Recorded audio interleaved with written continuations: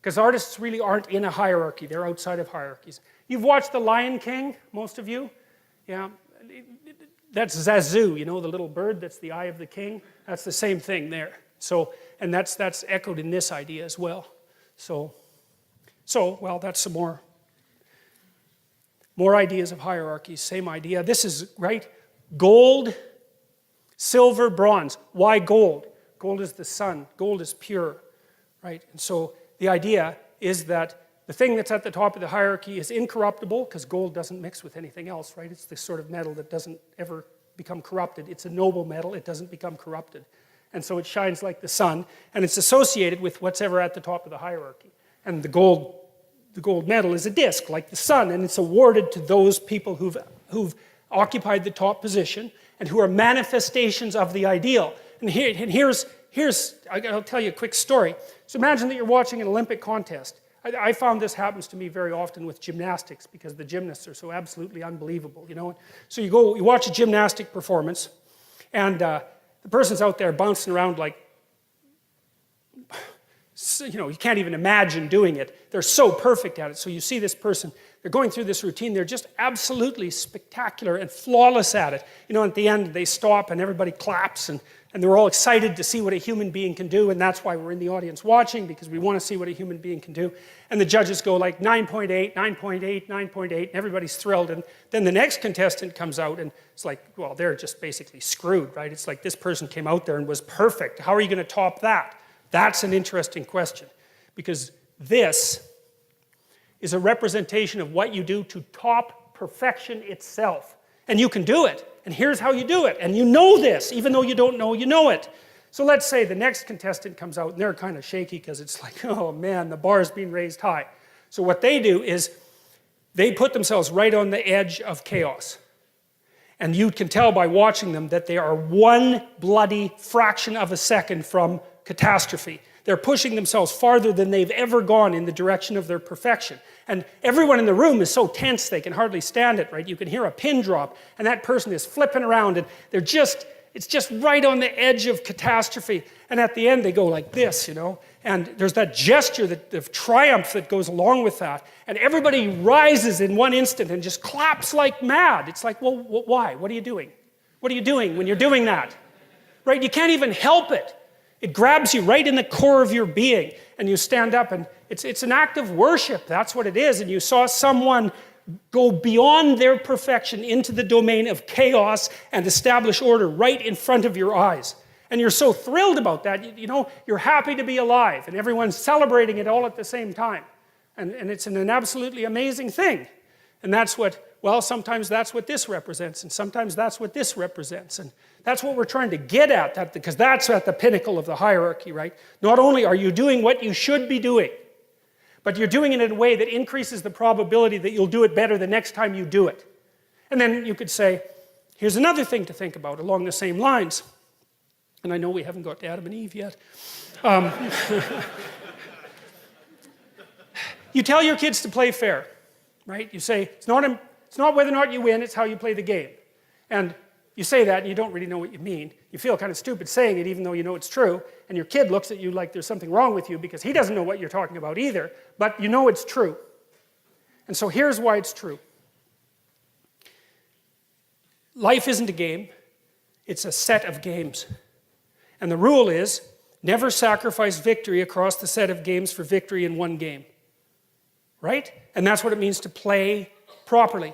You want to play so that people keep inviting you to play, because that's how you win, right? You win by being invited to play the largest possible array of games. And the way you do that is by manifesting the fact that you can play in a reciprocal manner every time you play, even if there's victory at stake. And that's what makes you successful across time. And we all know that, and we even tell our kids that, but we don't know that we know it. And so we're not adapting ourselves to the game and victory in the game. We're adapting ourselves to the meta game and victory across the set of all possible games.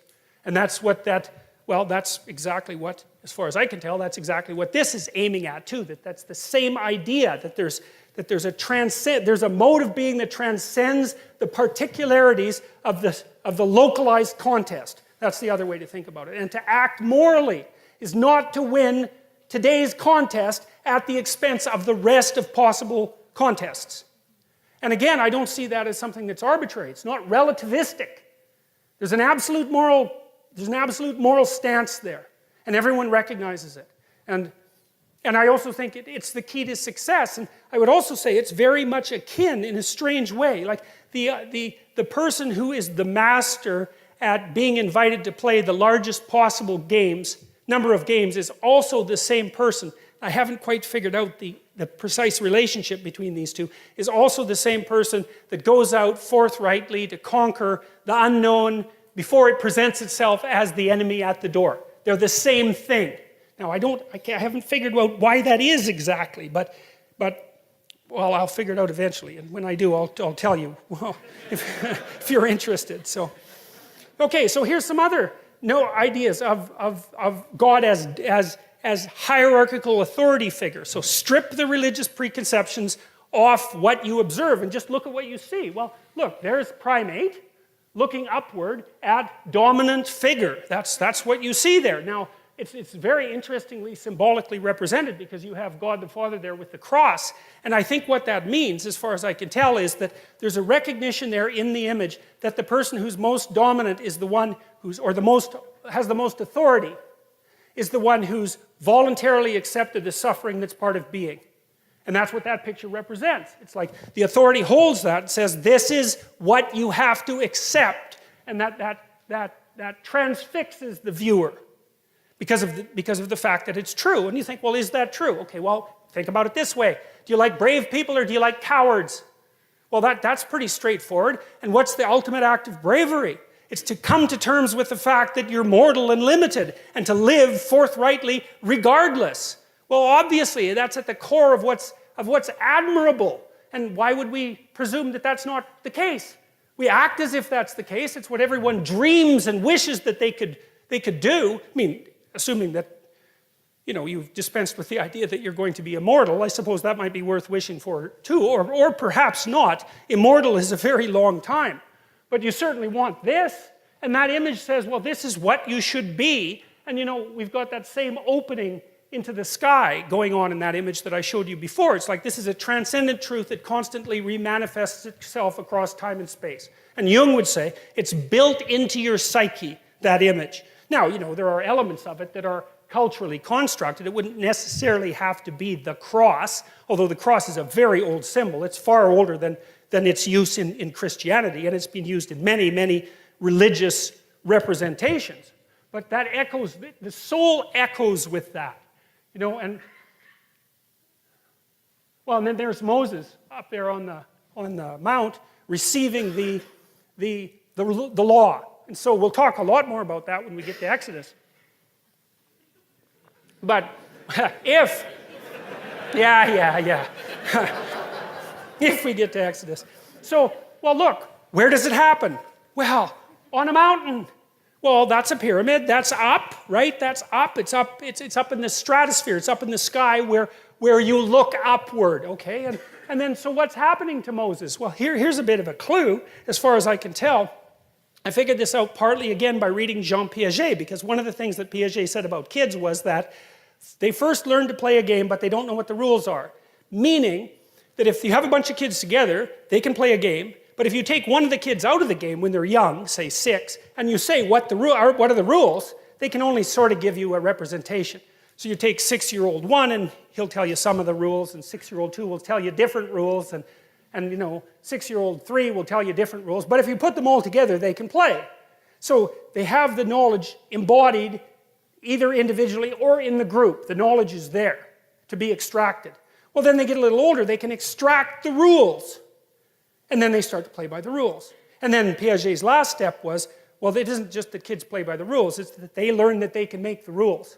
And he thought about that as moral progression. First you can play, then you can play by the rules. Then you learn, maybe, because he didn't think everyone learned this, that you're actually the master of the rules. That doesn't mean the rules are arbitrary, but it means that you can be the generator of the rules, assuming that you know how to play the game. And he thought about that as a moral progression. And then I thought, well, that's exactly what happened to Moses in the story of Exodus, because Moses is out there leading all those Israelites around, and they don't have a law, they don't have a lawgiver, they have a tradition, and they're all crabby because, well, they're in a desert. It's like they were in a tyranny, but now they're in a desert. It's like, that's no improvement. So they're really getting pretty bitchy about it. And so they're worshiping false idols and having one catastrophe after another. And they get Moses to judge their conflicts. And so he does that for God only knows how long. Forever. Crabby Israelites come to Moses and bitch at him. It's like, well, he did this and she did that. And so then he has to figure out how to make peace. And he does that so long that one of his, I think it's his father-in-law, tells him he has to stop doing it because he's going to exhaust himself. Well, then you think, well, what's happening? Well, and I'm not assuming that this is like a literal historical story. I think, again, it's a condensation. Well, any group has a set of customs, just like a wolf pack does. And so then the customs are being manifest, and someone who's a genius is watching and thinking, okay, well, what's the rule in this situation? What's the rule in this situation? What's the rule in this situation? And then in his imagination, the rules turn into a hierarchy, and then he goes up on the mountain and he goes bang, and he thinks, oh my God, here's the rules that we've been living by all this time. And that's the revelation of the commandments. Well, and you think, well, how else could it be? You think the rules came first and obeying them came second? It's like, no, the rules come first. Sorry, the actions come first. The obeying them comes first. And then you figure out what everybody's up to and you say, hey, look, this is what you've been up to all along. And everybody goes, oh yeah, that seems to make sense. And if it didn't, who would follow them? No one was going to follow them if they don't match what's already there. You just think about that as unjust. And so that's portrayed here as a cataclysmic human event. It's like, oh my God, we've been chimpanzees. We've been in this hierarchy of authority for so long. We have no idea what we're doing. And all of a sudden, poof, it burst into revelatory consciousness. And we could say, here is the law. And you say, well, is it given by God? Well, hey, it depends on what you mean by God. We could start with that presupposition, but it's not like it just came out of nowhere. It took and this is something else Nietzsche observed so interestingly. And he said, you know, that a moral revelation was the consequence of a tremendously long process of initial construction and then formulation. Thousands and thousands and thousands and thousands of years of custom, of building custom, before you get the revelation of the articulated law. And that's a description of the pattern that works. And let's say, well, what's the pattern that works? It's the game that you can play with everybody else day after day with no degeneration. And that's another thing Piaget figured out that's so brilliant, and that's his idea of the equilibrated state. It's an extension of Immanuel Kant's idea about the universal maxim, right? Act in a way so that each action could become a universal rule. That was Kant's fundamental moral maxim, and Piaget put a twist on that. He said, no, that's not exactly it. It's act in such a way that it works for you now, and next week, and next month, and next year, and 10 years from now, and so that while it's working for you, it's also working for the people around you and for the broader society. And that's the equilibrated state, and you could think about that as an intimation of the kingdom of the city of God on earth. It's something like that. And it's based on this idea that a morality has to be iterable. And you know, there's been lots of simulations online already, artificial intelligence simulations of trading games, right? I mean, the people who've been studying the emergence of moral behavior, say in artificial intelligence systems, have already cottoned on to the idea that one of the crucial elements to the analysis of morality is iterability. You can't play a degenerating game because it degenerates.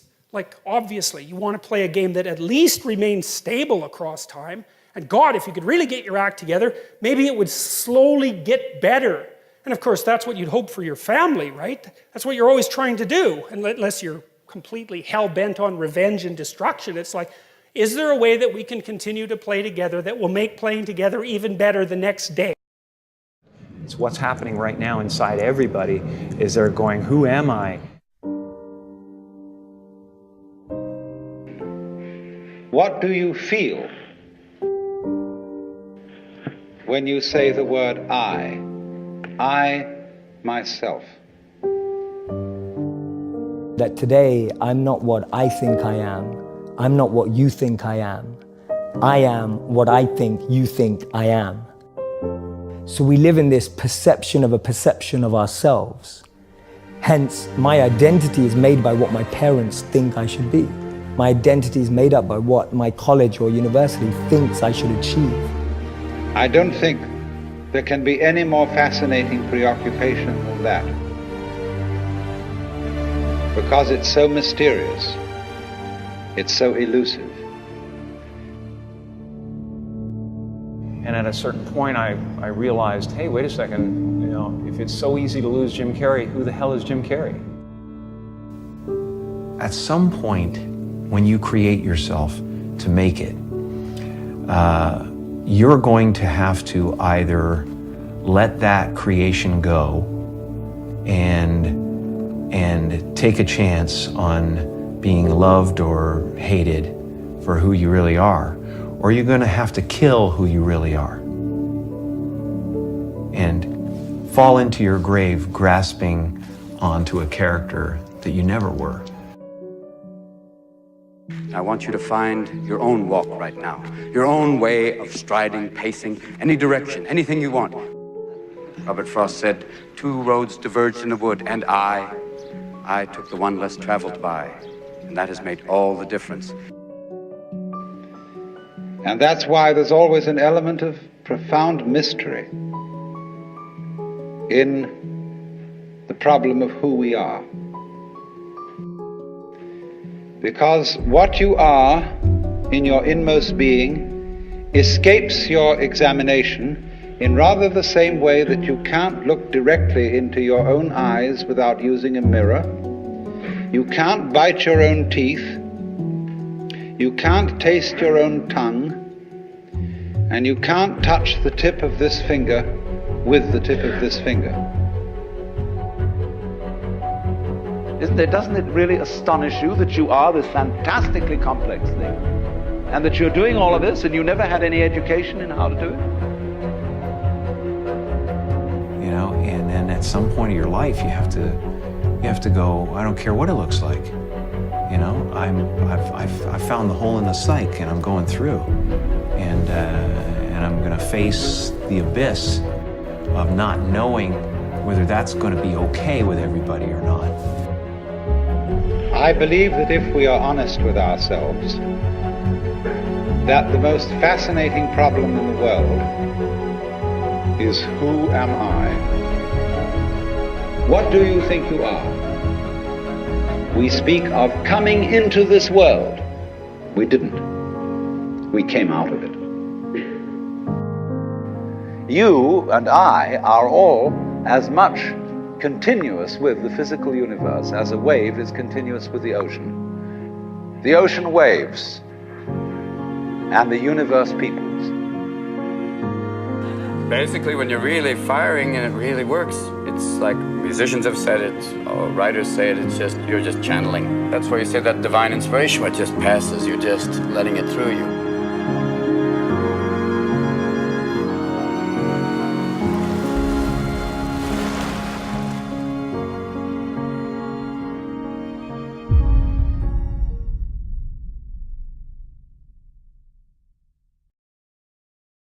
My guest on Under the Skin today is Dr. Jordan Peterson, clinical psychologist, professor of psychology at the University of Toronto and author of books including Maps of Meaning, The Architecture of Belief, and his recent bestseller, 12 Rules for Life. First garnering mainstream media attention in 2016 when he objected to compelled speech legislation in Canada, he has steadily been making a name for himself as a voice of the anti-political correctness movement and has cultivated a slew of predominantly young male followers, touted by some as an academic rock star and the most important thinker in the West, and by others as a provocateur and firebrand of the alt-right. He is also part of a new internet-savvy group of controversial thinkers that have been deemed the intellectual dark web. Jordan Peterson, thank you for coming on Under the Skin. Thanks very much for the invitation. I'm excited to speak to you because my interest in your work was either prior to or somehow abstract from the controversies that have brought you to mainstream attention.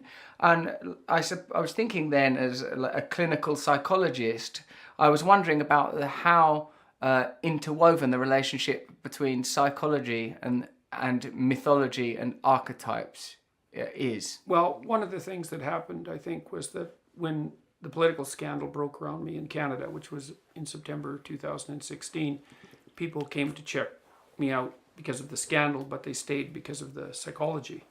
By that time, I already had about 300 hours of YouTube lectures, which probably saved me in some sense, because when I was being protested against, say, and warned by the university about what I was doing because it was hypothetically contravening the law, people went on my site to find out what sort of person I was, and I had pretty much everything I'd said to students in the last 30 years taped and ready for what public viewing. My website had already had about 1 million hits then, and people got very interested in this psychology. And it's not surprising to me, because what I've been teaching since 1993 is, I think, unbelievably practical. You know, I'm a clinical psychologist, so I've always been interested in trying to improve people's mental health. And I viewed putting the lectures online as part and parcel of that. It's like, there were a lot of smart clinicians in the 20th century. They learned a lot about how you could put your life together, decrease anxiety, decrease depression, orient yourself more effectively in your communication and with regards to your long-term plans, and understand your dreams and position yourself properly in the world. And it's been a real pleasure and a privilege to be able to bring that work to the broader attention of, well, now it's millions of people. It's not surprising. It helps, you know. I mean, these people were geniuses. So the fact You're that talking about what Freud, Jung, Carl Adler, Carl Rogers, Abraham Maslow. There's a slew of existential psychologists in the 1950s, humanists in the 1960s. There's probably a dozen or so, maybe 15 of great clinicians who laid the groundwork really for clinical psychiatry and also for clinical psychology, and they also developed psychotherapy and therapeutic conversations as we know it. Like all emergent myths, it must bear the inflection of the culture in which it was conceived. This is why I am particularly interested in the areas of psychiatry and psychology that are resourced from older materials, such as mythology and archetypes. And I know that particularly in some of the names that you mentioned, mythology is used as to supply a common language. Yeah. Well, and I think that's the right way of looking at it to some degree. It's like we act out stories. That's why we tell stories, right? That's why people are attracted to stories, because stories are the best way of describing our lives. And stories have a pattern, or they wouldn't be stories. I mean, that's why there's comedy, right? That's where everything turns out the way everyone wants it to. That's why there's tragedy, when everything falls apart. That's why there's adventure and romance. And that covers a lot of territory, right? Adventure, romance, comedy, tragedy. And, you know, people like Carl Jung in particular, he was the deepest analyst of stories, I would say. There's a Romanian guy named Mircea Eliade, who was also a historian of religions, who was also a very remarkable scholar and very useful if you're interested in understanding the fundamental patterns of stories. But Jung was very interested in the deepest structure of stories. Imagine that humans have languages. Every human culture has a language. But languages have a commonality, right? They're all languages, and they have a universal grammar. That was Noam Chomsky's great discovery. Yes. And stories are like that. Every culture has its own stories, but the stories have a universal grammar. And so Jung was the first person who laid the groundwork for discovering what that universal grammar was. And it's crucially important work. You know, you could say that what a religion is a set of stories that comes very close to the grammar of stories. They aren't stories that you can dispense with. The hero story is like that.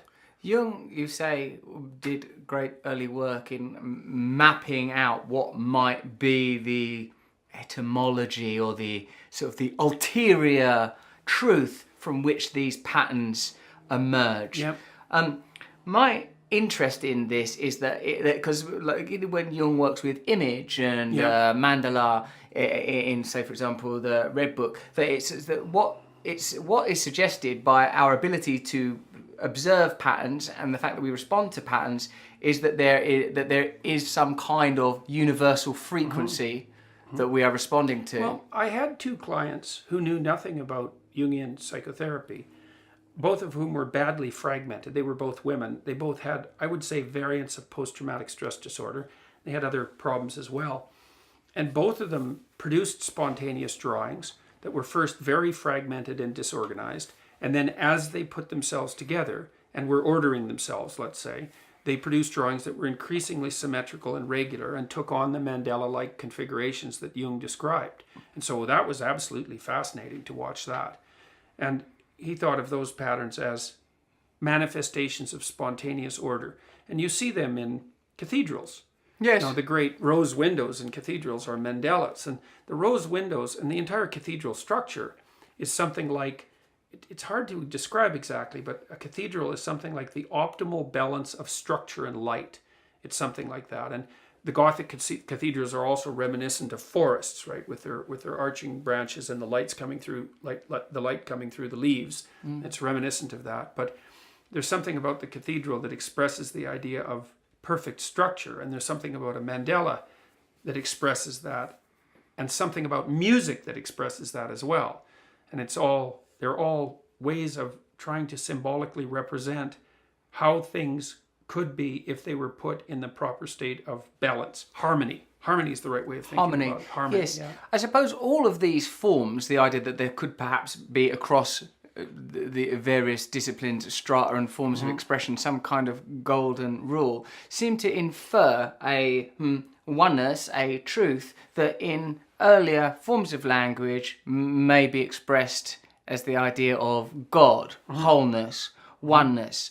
Where do you stand on the? Do you believe in God? Well, the Jungian idea is that there's not much distinction between what Jung described as the archetype of the self and the idea of God. And the self would be something like the totality of your being across time. Jung thought of Christ as a symbol of the self. And the reason for which is a very profound idea. It's an amazingly profound idea. I mean, Go on, unpack that a bit. Well, you can, if you think about the story of Christ from a psychological perspective, and you strip it down to its essence, what you essentially see is that the story of Christ is the ultimate tragedy. And the reason for that is that the ultimate tragedy is the worst possible thing happening to the best possible person, right? That's the ultimate tragedy. That's what makes it an archetype. You can't go past that for tragic, right?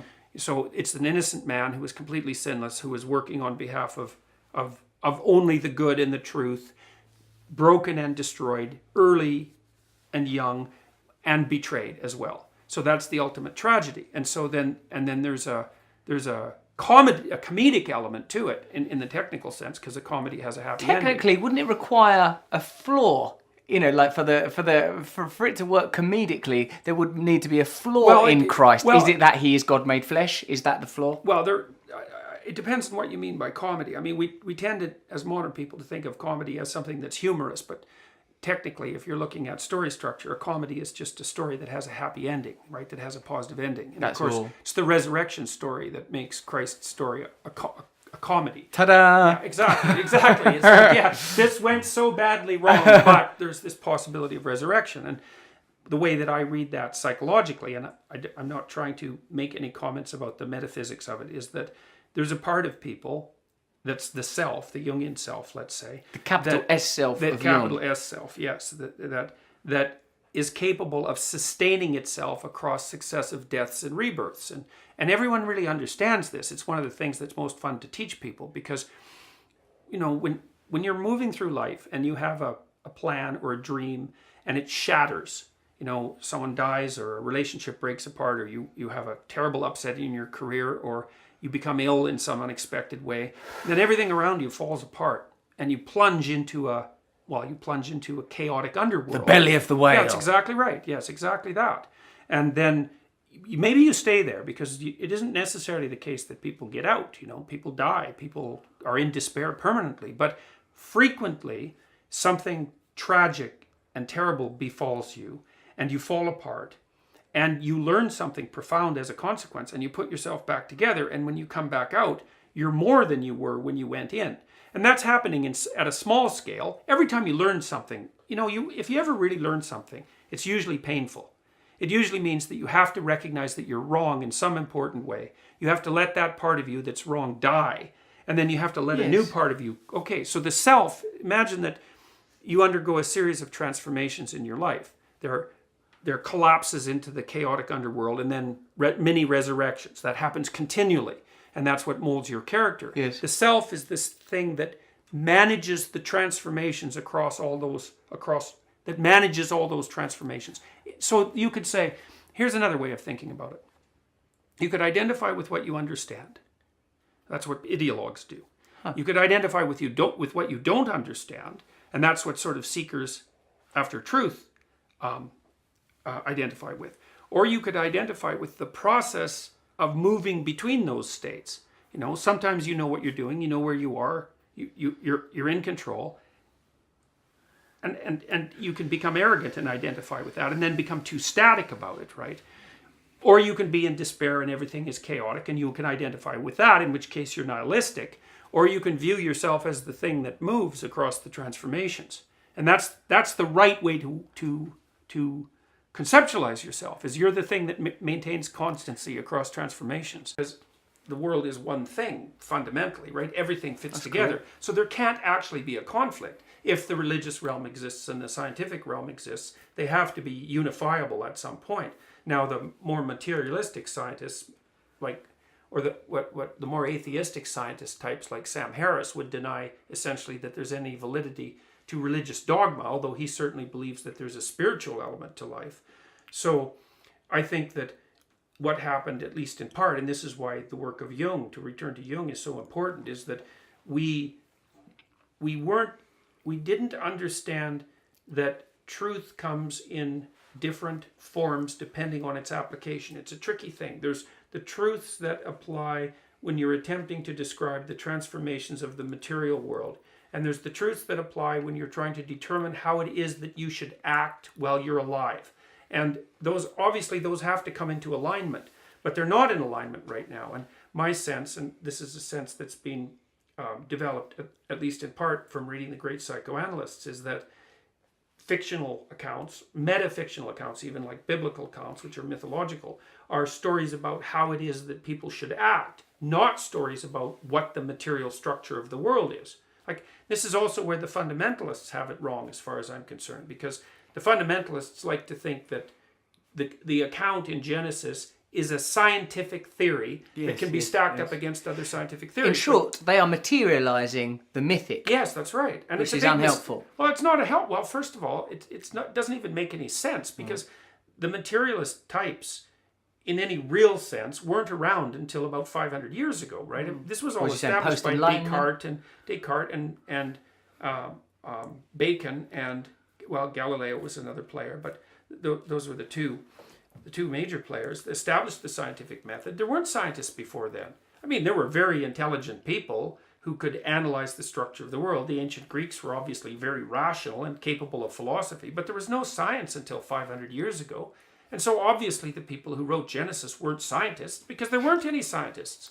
So whatever, and I also think that the world they describe is it's much better considered the world of experience than the world of material reality. And, well, look, here's an idea. You can try this one on for size. I've been trying this on audiences for quite a long time. So modern people say they think the world is made out of things.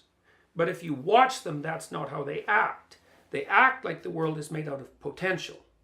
And so they'll even say things to each other like, "You're not living up to your potential." And you might say, well, what is this potential that you're talking about? You can't. It doesn't have a color, it doesn't have a shape, it doesn't have a mass, it doesn't have a size. Like, there's nothing about it that has a material element. Yet you believe that you're not living up to your potential. Everyone feels guilty about that. If someone accuses you of that, you feel bad about it. So then I might say, well, you also live not as if you confront a world of things, but as if you confront a world of possibility. And you hold each other accountable that way. Because I could say, well, you're not making all the use of the possibility that's presented to you, because you're not living properly. You're not living honestly. You're not aiming high enough. You're not making everything of that potential that might be made. So what's that potential?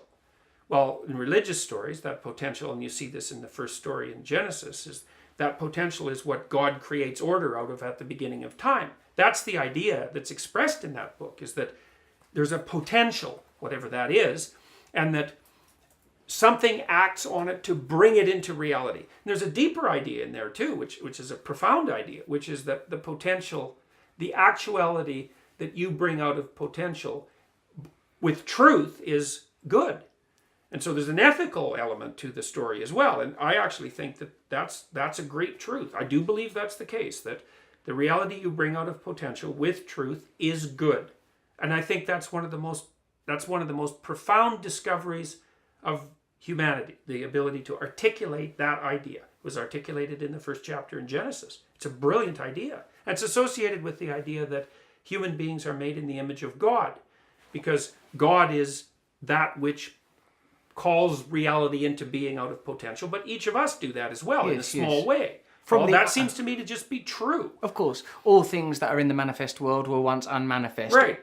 And many of the things that are unmanifest now will become manifest. And we can choose that to some degree. We have agency. Well, we seem to, yeah. So we certainly treat each other like we do. Yeah, well, and you know, if I treat you like you don't have agency, you don't like it. It's not the grounds for a satisfactory long-term relationship. While we're in the Old Testament, I want to ask you something I saw in the book of Job that seems right up your alley. I looked at this book, I can't remember who wrote it anymore, you may even know, I expect so you will. It was a book of engravings from the book of Job by the British writer and poet William Blake. Mm-hmm. Blake had done this series of engravings based on the trials and tests that Job went through. Yep.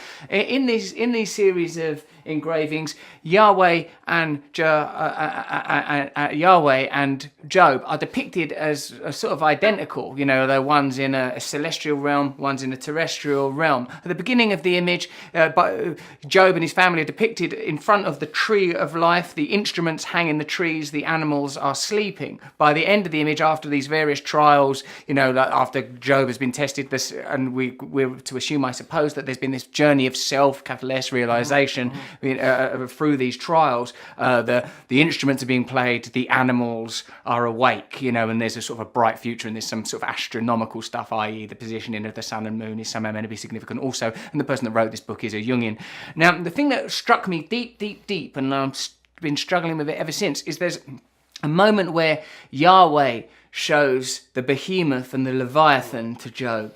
And he says, "These I made as I made thee." Right. And then in this Jungian analysis of these engravings, the writer says that God requires of us that we be good, that goodness itself may exist, that there is something beyond but comparable to neutrality in God the Creator, the idea of God the Creator. The image of the behemoth and the Leviathan in these engravings is terrifying. The animalism of the behemoth, its musculature, its rawness. The Leviathan, sneaky, dark, deep, terrifying thing. This idea of agency and God, this relationship between the unmanifest and the manifest as achieved through an individual's relationship with truth and expression, seemed to me that it was saying something that was right on the precipice of my ability to understand and certainly to convey. Okay, so the first thing I would say is, well, one of the indications that you're open is the way that you phrased that question. Because there's like 30 things happening in that question all at the same time. And one of the things that creative people do is they throw out like images, because your question was full of images. You're trying to map territory that you don't understand. You say, here's an image, and here's an image, and here's an image, and here's an image, and there's something uniting all of those, but I don't know what it is. It's like, well, that's what artists do, by the way. And so that's a preliminary mapping of unexplored territory. And so we could take that apart a little bit. I mean, one of the things, so Job is objecting to his treatment because, of course, God has a bet with the devil, basically, that he can take Job down and make him curse fate. He basically bets the devil that he can turn Job into Cain. And God says, no. The devil bets God that he can turn Job into Cain by tormenting him. And God says, no, Job's a good man. No matter what you do to him, he won't lose faith in being. That's essentially the bet. And you think, well, that's a hell of a thing for God to do. But then, and Job objects to God to some degree. And so he's got his reasons, man. I mean, because everything's taken away from him. And God says, I made these things, the Leviathan. So that's like the terrible element of nature. And I made the behemoth, and maybe you could say that's the terrible element of society. It's like, how dare you question me? And that's a perfectly reasonable objection. It's like, really, doesn't matter what happens, you're going to question God Really? Well, so God objects to that. And then although Jung believed that Job actually had the moral upper hand in that description because God behaved rather reprehensibly in having a bet with the devil. I mean, Jung wrote a book called Answer to Job, which is very much worth reading. It's quite a profound piece of work. But then you also wove into the question this idea of the ethical requirement to be good. Yeah. And there's something in that that's unutterably deep, because this is right at the limit of my ability to understand things too. So it's speculative beyond belief. But it seems to me that we are thrown challenges, and that in some sense those are best construed as tests of our ethical ability. So what Jung thought, his idea was something like this, that at the beginning of time people were unconscious, and that consciousness emerged with all of its catastrophes, consciousness of death, for example. And one way out of the burden of consciousness was to return to unconsciousness. You can do that with alcohol. You can do that by being dependent. You can do that by failing to grow up. You refuse the burden of consciousness by becoming unconscious again. But there's another way forward, which is to become even more conscious. So the idea would be a little bit of consciousness is like an illness. But if you can expand that consciousness upwards enough, then it starts to become something that is its own cure. And that partly what your goal is while you suffer through life is to heighten your consciousness to the point where everything gets integrated enough so that that's proper medication for the disease of self-consciousness. And Jung believed that was really that was one of the ideas that ran through the entire structure of Judeo-Christianity, although it wouldn't be limited to Judeo-Christianity. So it's more consciousness rather than less. It's more attention. And I think there's something to that. And some of that, see, the other thing you see in psychotherapy, for example, is that when you're trying to lead people forward out of the darkness, let's say, out of anxiety and depression and despair and resentment and bitterness and anger and all of those things, catastrophic interactions with their family, is that you get them to stop avoiding confronting the terrible things that are in front of them, right? So basically what you do, instead of saying to them, you know, those terrible things that are happening, just ignore those and find some peace, right? Get your mind away from it. That isn't what you say. You say, turn around and look at them even more than you've been looking at them. It's very paradoxical advice, but of all the things that have been proven to aid people's recovery and movement towards mental health, that's like at the top of the list. Voluntary confrontation with what you are afraid of, or what you despise, even, for that matter. And so Jung had an axiom that he derived from the alchemists, which was instir quellinus invenitur, which roughly meant that which you most need will be found where you least want to look. Which is, fuck that. Yeah. Well, that was also his explanation for why people weren't enlightened. Because you think, well, the California approach to enlightenment, to speak, kind of satirically, is follow your bliss. It's like, well, that's easy. If that was the case, everyone would be enlightened. But the Jungian approach is, no. You do what's meaningful and pay attention, follow the truth, and it will take you to the worst place you can imagine. And then maybe there's some chance for enlightenment. Campbell somewhat revoked that I follow your bliss mantra, though, by saying he wished he'd said follow your blisters. What you should follow is the pain. Yeah. And I didn't know he said that. Yeah, it's cool, isn't it? Well, it's wicked. Put that on the scoreboard. Oh, that's good. That's good. Another thing that I know I've been thrown because you've said that I said something that you didn't know, and it's unravelled my entire Weltanschauung. And now I've reached for a bit of German language to pull my way back in. Oh yeah, Herman Melville, he'll help me out. I'm reading this Moby Dick. It smashed my head up, when he says in there's towards the end of the book, Ahab, when he's hanging out with Pip and stuff, he's really losing it now, but maybe he's finding it too. There's a bit where he talks about will. Who is it that moves this arm? He says, who is it that thinks these thoughts? If the mighty sun has no control over its movements, what control has Ahab over his thoughts? He's talking about fate and destiny, and these ideas again seem to me very potent, powerful themes. The position he struggles with a great whale, right? And that's the dragon of the abyss. That's Moby Dick. It's the hero against the dragon of the abyss. And he's obsessed with it, right? Well, he should be obsessed with it. It's what to be obsessed with is the dragon of the abyss. That's the oldest story of mankind, is that your proper obsession is the dragon of the abyss. That's where the gold is. Yes, that's where the gold is. Even though that's where things are most terrifying. Also a bloody tragic ending, except unless you take Ishmael as the protagonist, in which case Ishmael survives and Ahab, don't want to ruin it for anyone, dies. Right. So it's a tragedy. It's a tragic encounter with the dragon of chaos. He's a failed hero, There's fundamentally. two outcomes. He's a failed, and he's lost that limb and stuff, and I'm sure, symbolic. Just like Captain Hook and the crocodile. Yeah, they have to have. For me, it's very exciting when I see these patterns of perennialism. For me, It is exciting because yeah. there's truth. Implicit in it is truth. And now that thing we were talking about a minute ago, where I got excited because I said follow your blisters. The thing I was going to say is like there's some sort of maxim I understand in Buddhism of like let it burn, let it burn, let it burn. Like take away from me everything. Right. And, there's the idea is also there in Christianity. So there's an occult interpretation. There's letters on Christ's cross, INRI, Jesus Christ, what is King that? of the It means Jesus Christ, King of the Jews, and it was put there by the Romans. But there's an occult interpretation in Latin, which I can't reproduce, but it means through fire all things are renewed. And one of the deepest ideas of Christianity is that you should burn everything off that's part of you that isn't part of that thing that can die and be reborn. Like there's all sorts of baggage that people say that there's baggage that you're carrying. Everyone knows that. It's dead wood. It's like that has to burn off. And that's that's way more of you than you think. It's way more than you think. Whilst you still haven't said whether or not you believe in God, and I won't keep going on about it because I'm not one of them type of people. It seems to me. It's good to know that. Yeah. So it seems to me that you revere truth, and it seems to me that you are interested in the truth in scripture and mythology. Now, then what this leads me to is something we touched upon briefly.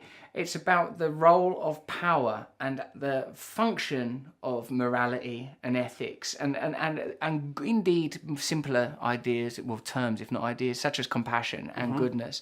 So when, it's interesting to me that you've written sort of an accessible sort of self-help type book that's, clean your room, stand up straight, stick your shoulders back, stuff that, I would not query. The only thing that I feel like I would like to ask you about, because I don't know if I even have a constituency, but the people I find myself talking a lot to Muslim people, young women, self-harming, eating disorders, these kind of, you're a clinical psychologist, so I imagine you have more access to that kind of information and those kind of experiences than I do. I have this sort of strong feeling that I am supposed to make myself available for the vulnerable, for the powerless and for the voiceless.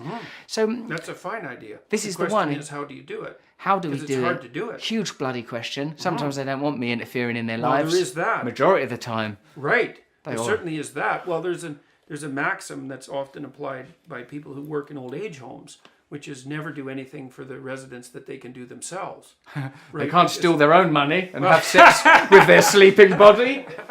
I'm a comedian. Very funny. I don't know why I say things like that. It's paid off over the long run. Yeah. No. Right. Exactly. So isn't it like? So it's hard. Like the thing about compassion is it's not sufficient to produce solutions. Compassion is an unbelievably useful emotion if you're dealing with 6-month-old infants. What about? Because they're always right. Jeez, they're an arsehole. No, but but what I want. That's not very compassionate. You said it doesn't work. No, but what about? What I want to say is, I know you're saying all this thing about sort of one of the essential themes, ideas about the Christ myth being, sort of burn away all that cannot be reborn. But bloody hell, mate, in the actual language, all he bangs on about is kindness, love, kindness, love. Not in Revelation. Not in Revelation. He's a judge in Revelation. What? And you're still taking that as what books beyond the Gospels? You're still taking as the word of Christ. Well, I'm taking them as part of the entire corpus of the story. I mean, the reason that Jung thought Revelation was appended to the Bible was because the Christ in the Gospels was erred too much, in a sense, on the side of mercy and not enough on the side of judgment. Because here's discernment is there's important. There's a technical reason, though. It's like we don't want a judgmental Jesus. Well, you don't have a choice, because if you have an ideal, it's a judge. Like you have an ideal, and there might be an ideal that you have of you. It's simultaneously your judge because you fall short of it. I understand this because, funny enough, I was talking to the fellow that taught me meditation yesterday, Bob Roth. So he's a student of the Maharishi, you know that. He said that when Maharishi was asked, what is the one principle, he didn't say kindness or compassion or anything like that. He said discernment. Right. And discernment, which path are we going to follow? That's Where is the right. attention going? Yeah. But that's judgment. That's why in Revelation, Christ divides the damned from the saved, and most are damned. It's discernment. And what that means in some sense is that there's 100,000 ways to do things wrong and only one way to do them right, or maybe only 5 ways of doing them right. But you know that in your own life, is that there's an infinite number of snares that you can tangle yourself up in. And to find that pathway where everything is balanced, that requires continual discernment and attention. And so you can't have an ideal without it being a judge. And you can't live properly without discernment. But that doesn't mean compassion, and compassion isn't relevant. It doesn't mean that at all. I've got to ask you something that sort of occurs to me. See, like you have found myself in different types of controversial situations, various conflicts, and much of the time it's because, like Albert Mayswell said, tyranny is the deliberate removal of nuance. People remove, and like, I didn't even say that. That's not what I meant. That's a good phrase. It's good shit, isn't it? Yeah, it's good. But like the thing, right? A deliberate removal of nuance. Yeah, that's what makes it different than ignorance, because ignorance, there's no nuance in ignorance, but it's excusable because you just don't know any better. Yeah. But when it's deliberate, that's a whole different story. That's very nice. Who said that? Albert Mayswell was a filmmaker. He made like Grey Gardens. He made that I did a documentary with him very briefly, and he made that Beatles movie when the Beatles first came to the States. He made Gimme Shelters. The Mayswell's brother. They're like old guys now, brilliant documentarians. You can see our crew here and nodding with approval. He invented much of the fly-in-the-wall verite style that's informed subsequent documentary. Tyranny is the deliberate removal of nuance. I worked with him sort of briefly, filming none other than President Donald Trump, of all people. But like one of the things that I wanted to talk about was if I like, this is the thing, I don't like all of the, I don't like the, I agree, and or I feel, I don't know what you feel, that you know, that one of the neoliberalism abandoned its allegiance, and leftist politics has in a sense abandoned the working class, and I can understand their rage. But the feeling I personally have is if I sense that I'd said things, and I've done this, so I know, that have offended women, which when I was a single person, I was promiscuous, and I know that that caused me conflagration and conflict, or when I've done things like in the spirit of humour that have had like a kickback, I've always felt bad if I feel like I've offended people that I would regard, or culturally are regarded as vulnerable. Yeah. So like around the when we make the conversation about the use of language, tyranny and oppression in free speech, well, obviously I agree with you, but I do take from the gospel version of Christ the idea that kindness, love, we can't, we have to continue to find resources for ongoing, and we'll continue to fail, but we must continue to be loving. So my question is if you have found yourself in a position where I kind of think some people are using you to sort of say, fuck you women, or fuck you transgender people. And for me, I think I would want to sort of go, oh, that's not my bag. Where do you stand on that? Well, I think that, first of all, we'll go to the most fundamental part of the question, which is this issue about love. And like one of the things I've thought about a fair bit is the meaning of the Sermon on the Mount. And as far as I can tell, it's basically a two-part wisdom. The first is that you should aim at the highest good that you can imagine. And that would be a good that includes everyone, right? So if I wanted what was good for you, say, if I genuinely wanted it, I'd want it in a way that was good for you now and good in the long run and good for you and your family and your community and maybe good for me too. You could conceive of that as the desire. And I think that's a good definition of love, is that you actually want the best possible outcome.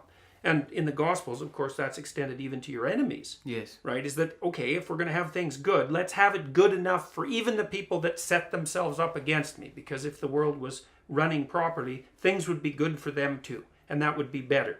And it seems to me that that's a very good way of looking at things. It's a difficult way of looking at things.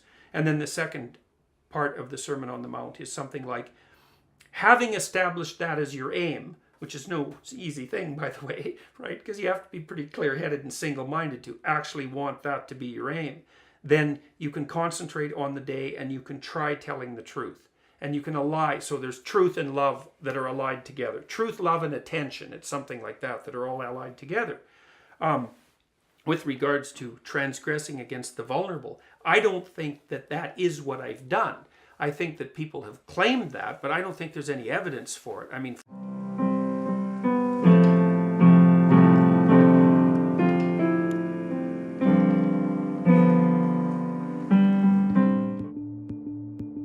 The story of alleged cult NXIVM has all the makings of a binge-worthy docuseries.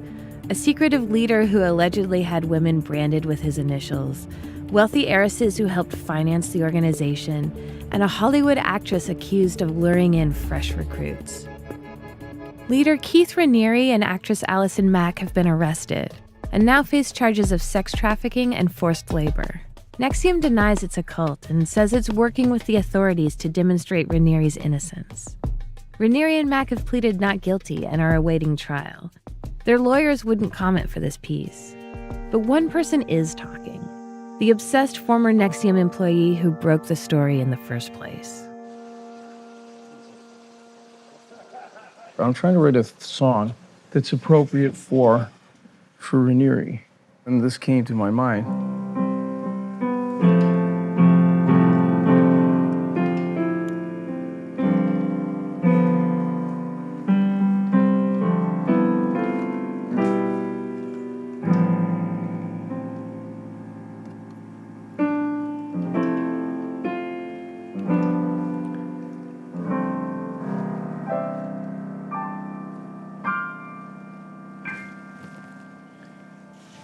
Because it is an American story. This is Frank Parlato, the guy who originally revealed the alleged sex slave cult around Keith Raniere. Though he lives in upstate New York, he spends time on his properties in Key West. So how much do you come out here on a boat? The answer is every day I can. So what else do you do for fun? Write about Raniere? In 2007, Parlato was recommended to work for Raniere by his consultant friends who both briefly did work for the group. Infamous political operatives Roger Stone and Steve Pigeon. Parlato is a real estate developer on paper, but had built a reputation for relentlessness in local political fights. He believed the Raniere-run NXIVM was a legit company under attack from bad people, and it sent him a list of those people to seek and destroy. Here was what they wanted me to do. What does this mean? Smash Mouth $225,000? That was what they were willing to pay me for, smashing various people. Why do they call it Smash Mouth? Because they wanted these people destroyed. And it says here, disbarment $25K. Does that mean they'd pay you $25,000? If I did that. If you got them disbarred? Correct. Whoa. Just a hearing will get you $15K. So this is what they were up to. Discredit, indict, $50,000. Right. Wow, this is quite a list. But taking out enemies wasn't the only thing NXIVM wanted Parlato to do. When he was asked to help NXIVM get a loan, he learned members and Seagram's heirs, Claire and Sarah Bronfman, had lost a shocking amount of money in the commodities market. He says Claire told him Raniere had been making the trades. So, well, why did you invest $65 million and lose it all? Don't you think that's a little bit unusual? And she said, unfortunately, my father, Edgar Bronfman Sr., he wanted to thwart Keith's successful investment, so he manipulated the entire commodities market in tandem with the quote-unquote Illuminati. What did you think when she told you that? I suspected she was being defrauded. The notice he was fired didn't give a reason, but Parlato thinks it was because he questioned Raniere by asking for receipts of the trades. According to court documents, the Bronfmans did lose $65 million in commodities trades, and Parlato recovered millions in real estate investments for the sisters. But in an act Parlato saw as a betrayal, they later said he took $1 million, which he claims was payment. We were unable to reach the Bronfmans after multiple attempts for comment. Then the FBI indicted Parlato, with the disputed $1 million a factor in just one in a string of charges dating back over a decade. Parlato refused a plea deal and says he's innocent, and so began his war with NXIVM. And that was when I had an awakening, Ellie. I had no idea the depths of their dishonesty. And then I said, if they had done this to me, then all of these other enemies that supposedly had cheated them, they were also probably similarly innocent. And I turned on an instant and said, this is more than a kooky group. This is a crazy group, a criminally insane group. And it's not just Raniere. So couldn't NXIVM say you're just a disgruntled employee with an axe to grind? Not only could they say it, but they did say that. And are they right? Well, disgruntled, no. Ex-employee, yes. Axe, yes, a punishing axe. I sharpened my axe. Okay. Parlato turned on NXIVM with the fury it had hired him to use against its enemies. He carpet-bombed Raniere and NXIVM with attacks on his website. He also deployed the two other publications he co-owns, Art Voice and the Niagara Falls Reporter, a tabloid he'd used in the past to wage war against the popular Niagara Falls boat tour. Part of my strategy was to mock Raniere. I photoshopped images of him. I wrote fictional stories about him just to make him look ridiculous, because sometimes that's necessary too. And he wrote a lot. So how many hours total do you think you spent on this? How many hours are there in a year? Do you think you've spent a cumulative year on this? Maybe. Some of Parlato's practices are questionable. He tries to confirm his scoops with multiple sources, but he also posts the names and photos of the women who are allegedly NXIVM slaves. Tell me a little bit more about the decision to name them. I mean, that's pretty controversial. Like, even in newspapers now, they don't name rape victims. Because they weren't exclusively victims. Because they were recruiting others to be victims. So there was an incredible pressure on these women to recruit other women into this sex slaver cult. More than 2 years into his anti-NXIVM campaign, Parlato revealed women were being branded in a secret ceremony. The New York Times confirmed the story in October, which led to a federal investigation. When the New York Times came out, that was the game changer, because then I had validation for all the things that I'd written. Until the Times story came out, what did your friends and colleagues say about your obsession? That I was insane. What would you tell them?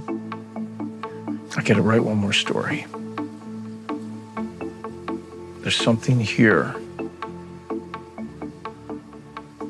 And it has to be stopped. NXIVM will never be the same, but Parlato isn't over it. He went after me, and I flipped him on his back and landed him in prison.